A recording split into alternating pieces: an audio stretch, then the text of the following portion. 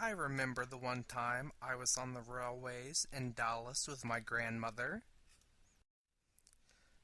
I remember wondering if the railways go any faster in other parts of the world.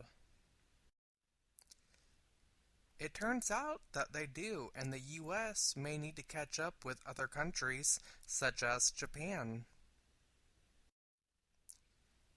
With several bullet train projects in California, the Northeast, and Texas, the US is testing the high-speed railway market. Legal victories in California are finally allowing construction to begin on an LA to San Francisco high-speed railway. A state ravaged by six of the top 50 most congested cities in the Western Hemisphere is one of the most reasonable locations to start a trial of high-speed railways in the U.S.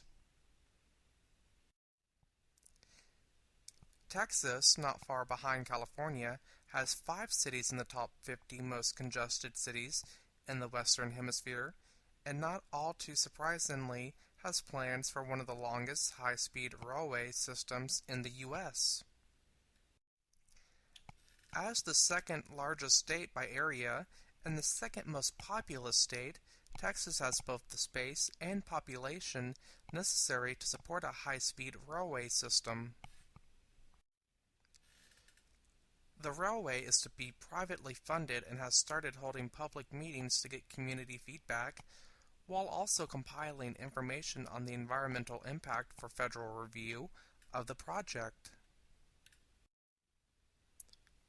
The high-speed train planned for Texas stretches from Dallas down to Houston, traveling through 11 different counties. So far, two routes have been proposed and several locations have been planned out for both cities. Meanwhile, in the Northeast, Amtrak has a $151 billion upgrade planned for its introduction into the high-speed railway business.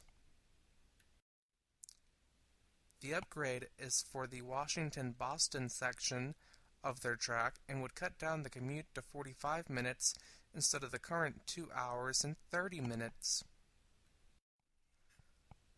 However, they are not the only company on the block anymore. Northeast Maglev, a privately funded company backed by the Japanese government, has its sights on a New York-Washington line that would cut the time from almost 3 hours down to an hour. Despite the performance benefits of maglev technology over other high-speed railway systems, Amtrak has an extensive pre-existing system already established in the region and holds a fairly substantial lead in regards to public opinion over the privately owned and foreign-backed Northeast Maglev.